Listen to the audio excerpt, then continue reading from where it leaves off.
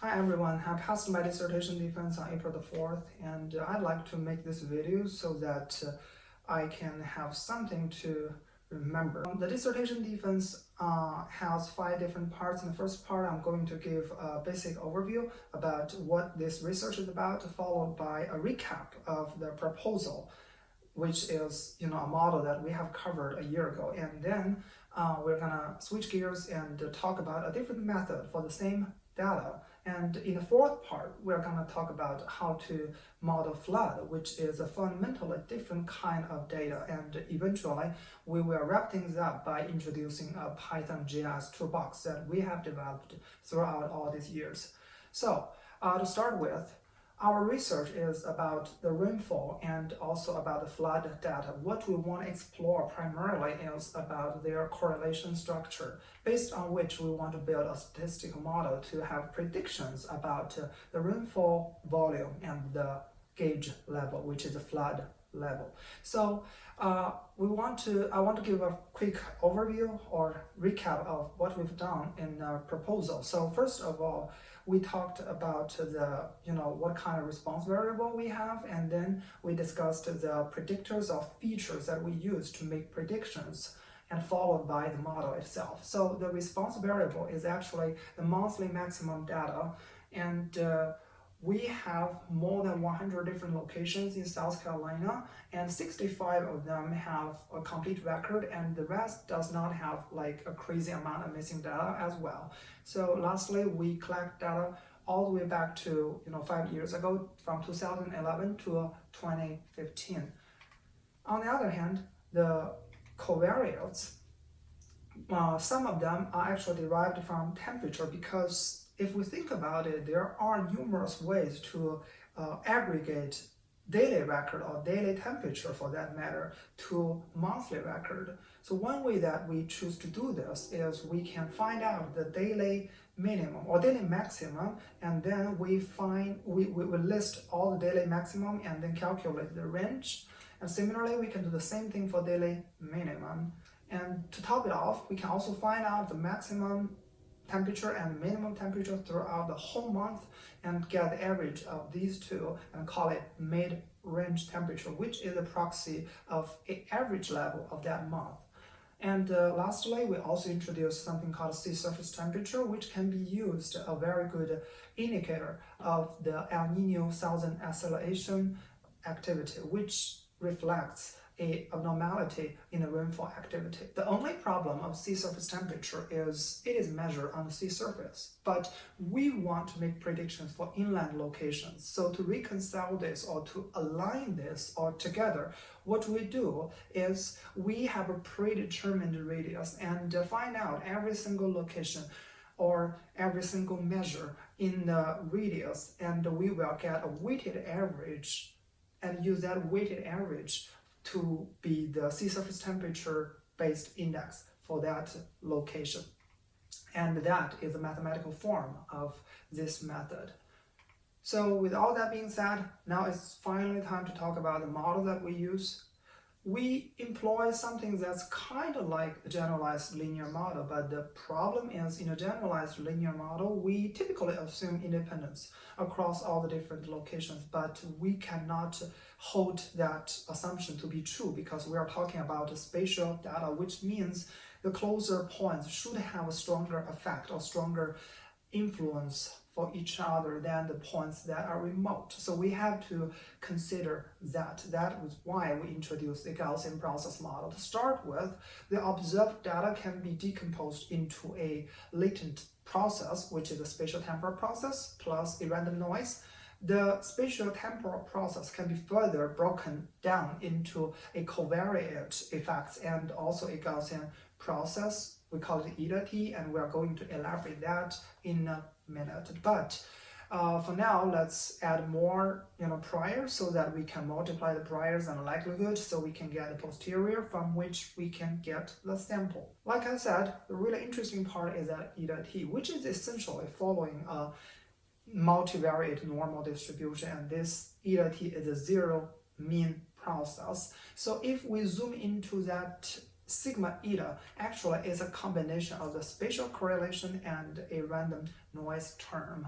And that spatial correlation function itself reflects perfectly the point that if the 2 points are closer to each other, they are going to have a stronger correlation and vice versa. As you can see, that function, that strength function is depending on the distance of any 2 points I and j. For the findings, first of all, we have added a dummy variable for year 2015 when the hurricane happens. So that's why we actually want a dummy variable to figure out if the pattern of that year is fundamentally different from the pattern of other years. And the answer is actually yes, we observe more rainfall volume during that year compared to the other 4 years. And the elevation is also a positive factor, although it's marginal, but it's statistically significant and it is positive, which means on a higher ground, we are more likely to see more rainfall. And the rho parameter, which is the temporal parameter, it is positive and significant, which means a rainy month might, precede another one. So the last one, SST temperature or sea surface temperature index, which is not statistically significant, but if we plot them out, I think we can agree upon the fact that the majority of the sample is negative, so we can roughly say that a colder sea surface might indicate a heavier rainfall for that month. And we want to propose another model, which is the alternative one, but basically handling the same data, and that is the kernel mixing model. Here is a simplified version of how it works, and later on we're going to add some more bells and whistles so it can be adapted to the real world situation. But for simplicity's sake, let's keep it simple and assume that there are only 3 points on the 2-dimensional surface. Now we have x1, x2, and x3. All of them are locations, or you can imagine them as 2-dimensional vectors, latitude and longitude. On the other hand, y1, y2, y3, they are all observations. In our case, the rainfall volume. So what are we going to do is simply place kernels on each of the location. Admittedly, we can add, we can have a long discussion about where do we put these kernels and what kind of kernels we should use, but set that aside for a later discussion. For now, for simplicity's sake, let's just assume we place a bivariate normal kernel on each of the observations. So what we do is we are going to evaluate, let's say, the first location x1 with kernel 1, kernel 2, and kernel 3, so that we get phi1 x1, phi2 x2, phi2 x1, phi3 x1, and add them up together. Beta 1, beta 2, beta 3 are chosen in a way that can minimize the expected value and also the observed value. And we carry this same kind of story on for the second observation, which is x2, y2. So we evaluate x2 with kernel 1, kernel 2, and kernel 3 and add them up. Beta 1, beta 2, and beta 3 are chosen in the same way. And similarly, we do the same thing for the third observation. We can do this as many times as we want. So the remaining problem, first of all, where do we put these kernels? And second problem is, well, which kind of kernels we should choose. For the first problem, we're kind of lucky because, the data itself that we have this kind of clustering pattern. So we simply place kernels in the centroid of all the clusters. But of course, if we don't have this kind of luxury, what we basically can do is use some automatic algorithm like k-means to find out the centroid of this cluster and use these as the kernels. As the second question, which is, the kernel choice, it's widely accepted that we can use bivariate normal as a kernel, but the problem is, what kind of rho parameter it should be. Basically, we have no idea, so we'd like to use a hyperparameter whose distribution is a uniform distribution from -1 to +1, so that we can let data tell us. On the other hand, we also incorporated a lot of covariates. To be specific, they are identical with what we have incorporated with Gaussian process model, so that we can make this model to be comparable to the Gaussian process model and make this model more powerful in terms of predictability. So conceptually, we can imagine we are collapsing or overlapping two processes. One of them is a mixing kernel process. The other process is determined by the covariates, and add them up, also, the random noise term, so that we can get the ground truth.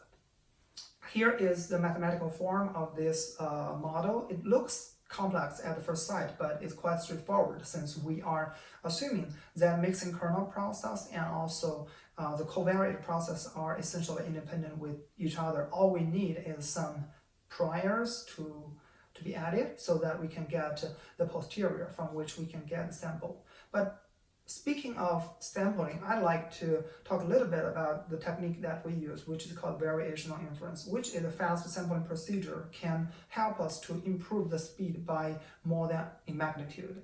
The reason behind this is we have different kind of combinations of models of parameters that we want to experiment with. So finding a fast prototyping way is essentially pivotal to us. So that's why we decided to use variational inference. Well, how it works? Basically, we are going to find out a bunch of distributions that are more friendly and easier to work with compared to the true posterior. And we are choosing the parameters in the more friendly distributions so that we can minimize the difference between the approximation and the reality. And this kind of measure is called KL divergence. We want to find out the best parameter of data so that we can minimize this kind of difference. So as you can see, it is still approximation for itself, but it can accelerate our workflow when we're experimenting different parameter combinations. Of course, eventually, when we are reporting the model, we still use the Metropolis Hastings and Gibbs sampler because they are essentially more accurate compared to the approximation method. So when it comes down to the model reporting, first of all, the sea surface temperature is consistent with what we have found is negative, which means a colder sea surface indicates a heavier rainfall. Temperatures turns out to have a significant effect in our data, which is kind of hard to explain because range high and range low itself is a measure of a variability. So what we can roughly say, or what we can roughly guess, is because during the year of 2015, we observed more rainfall during the fall season. And on the other hand, fall season is a season where the temperature has more variability in a minimum. So that is why the range low can be a positive indicator for the rainfall during the fall season. I think that is a reasonable theory for us to make sense of this finding. And lastly, the rho parameter, which dictates how these two dimensions, latitude and longitude, should be. We kind of think independence is a good assumption here. And to wrap it up, for this model, I'd like to point out one problem or one certain drawback, at least with our dataset, which is it's quite susceptible or sensitive to the choice or even the number of kernels. Tentatively, I choose to change the number of kernels from 5 to 6, assuming that there is not going to be much of a change in the model fitting, but it turns out that the parameter estimation has drastic difference compared to k equal to 5, as you can see here. So the effects of the sea surface temperature is no longer significant, and so does the effect of year dummy variable, and also the autoregressive term is no longer significant either. My theory is by adding more kernels, our mixing kernel is playing a bigger role compared to the covariate process. So that makes the covariate effect less significant compared to a situation in which we have less number of kernels.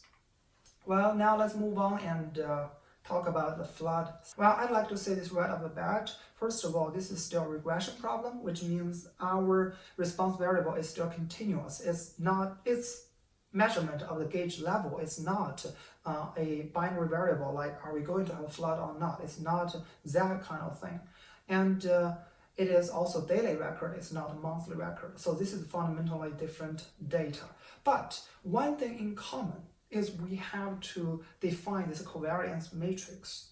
In this case, A13 determines how correlated the first location and the third location is going to be. But because we are dealing with a flood, the way that we define this kind of covariance matrix should be different with how we do it in Gaussian process. Here is why. Imagine that we are living in the same valley, or we are living on River Nile, and if that river is flooded, no matter how far we live from each other, we will be both flooded because we're in the same valley or on the same river bank. When it comes down to determine the A13, the covariance of two locations, our relevant question that we ask here is not how far we are from each other in absolute distance, but we should ask, are we in the same valley, or are we in the same water basin, or are we living in the same watershed? And luckily, this kind of concept about a hydrological region has been nicely defined into a framework that is called watershed. A watershed is basically an area of land where the rainfall is going to accumulate. Well, there are different sizes of watershed that we can work with, and we choose the one that is called water basin. The reason is, once we choose water basin, our area, each of the area, can be more reasonably populated, which means no region or no area is going to have a lot of observations, and no area is going to have very few observations. At least all of them have more than one observation. So with all that out of the way, the rest is not that hard. We only have to determine the distribution of any observation, and based on the conditional autoregressive model, we only have to worry about its neighbors. So for instance, if we want to investigate the distribution for the red point in the north, we only have to look up its neighbors that lives in the same basin, and we can forget about the one in black because it's in a different region or a different water basin. So in other words, Wij here you can see is actually 0 if these 2 points are not in the same region and is equal to 1 otherwise. And naturally, we also want to add some covariates, so we did it. And also, we want to write it in a matrix, so we did it, because that is easy for us to work programmatically. And necessarily, we also added some of the priors so that we can get a posterior from which we can get a sample. And here are the major findings. And before we move along, I'd like to highlight this first, because by looking at the data, we find out during year 2015, the last 3 months have a very different pattern compared to the year before. So to highlight that, we added a dummy variable that's called flood season indicator. And after we add that kind of variable, the season dummy variable, which was originally there, is no longer significant because they are essentially playing the same role. So that is why we removed that in the beginning. They are not even part of the report. And the precipitation is significant, unsurprisingly, and the more precipitation we have, the higher the gauge level is going to rise. And on the other hand, the flood season indicator itself is not positive, but an interaction of these two is going to be positive. And that means during flood season and the dry season, we can have different patterns. And because of that interaction is positive, that means during the flood season, actually, the rainfall is going to have a stronger contribution in the gauge level rise. And next up, the model diagnosis. Actually, we want to break them down into spatial side and temporal side, because obviously this is spatial temporal analysis. So on the spatial side, what we're going to do is we want to plot all the residuals on the map of South Carolina, and on the temporal side, we want to plot a time series plot. What we are essentially expecting is, on the spatial side, we don't want to see any systematically overestimate or systematically underestimate. And on the temporal side, we don't want to see any obvious autoregression pattern anywhere. And the answer is quite satisfying. We don't see any of these. But I'd like to give a little bit more detail about how we handle the temporal structure in this case. We added an autoregressive term, which is an AR1 term. The reason behind this is from the ACF and PACF. This is actually the ACF and PACF from a model with no temporal structure whatsoever. And as you can see here on the left panel, the ACF plot have this kind of decaying pattern, and the PACF have this kind of cutoff pattern. So if we add these two things up and combining this, actually that justifies us adding a AR1 term to remove this autoregression. And we even have this kind of side-by-side comparison of before and after. So as you can see, after adding this autoregressive term, this autoregressive pattern has been successfully removed out of the model. So lastly, I'd like to spend a few minutes and talk about the Python toolbox that we have developed throughout the past few years, because every now and then we want a functionality, or we want a module to do a certain thing, and we didn't find it in either R community or Python community. So that's why we decided why not to write it ourselves. And our package has three different parts. The first part is pre-processing, the second part is visualization, and the third part is actually the modeling. I think the least interesting now is modeling, because we have talked about all the models that we have incorporated in this package. So now let's focus on these first two. So in terms of pre-processing, if you're well versed in Python and R world, you might think I'm reinventing the wheel, because someone else has done data frame merging and also cleaning missing data, which is called imputation. They have done that before. But no, we are not reinventing the wheel. It's because we have spatial data in mind. So in other words, in the data frame merging, we are not talking about merging data based on keys like what you do in SQL. We are talking about merging data frame based on locations, or more specifically, nearest neighbors. And that function comes incredibly handy in some of the use cases. And similarly, when it comes down to cleaning missing data or imputation, what we focus on is spatial data, which means we want to borrow information from the neighbor to fill the holes in our data set. And I also want to talk a little bit about scraping and downloading data set. Actually, if you go onto NOAA's website, there is already a user interface for you to do that, but it has certain problems make it hard to use. First of all, you can only download 1 day at a time, which turns out to be a bummer if you really want to do a spatial-temporal study, because you want multiple days, maybe thousands of days. And secondly, the data is in a netcdf file, which is not the most friendly thing to work with unless you are using a GIS system. And also because NOAA for itself is a government website, it might be affected by government shutdown. And lastly, although this is not apparent by looking at the user interface, you will download all the data from the United States, all the states. Consider that South Carolina is just a medium-sized state. We are essentially downloading 50 times more data than we actually need, which is not necessarily a good thing. So that is why we developed this module to make the life easier. We only have to specify the name of the state, and we only have to specify the starting date and the end date for the downloading. And what happens underneath the hood is this program is going to parse a netcdf file on the fly and discard all the locations that's not irrelevant, and only keep everyone that's inside New York or inside South Carolina, depending on what you want, and concatenate everything into one data frame and save it into the CSV file. And additionally, it also supports multiprocessing, because if we think about it, it's actually a surprisingly easy job to be parallelized, because we can download different locations at the same time.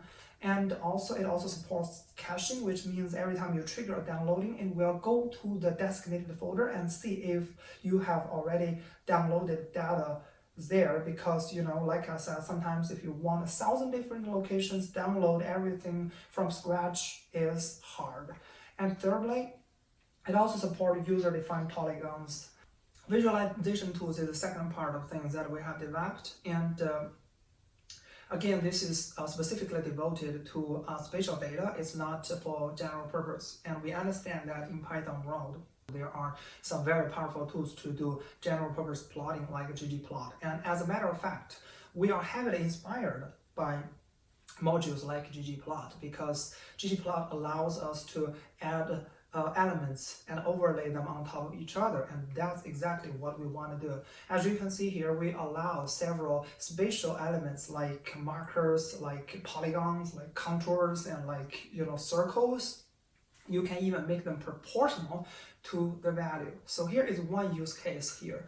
Like in the beginning, we are kind of wondering, is the location or observational location for flood overlaps with the observational location for the rainfall. Actually, it's not. Similarly, we can use this visualization system for diagnosis, which means we can plot all the residues on the map of South Carolina, and additionally, we can color them differently based on over-predicting and under-predicting. Like I said, we don't want our predictions to be kind of over-predicting in a certain area and under-predicting in another. So that is the second use case for this visualization system.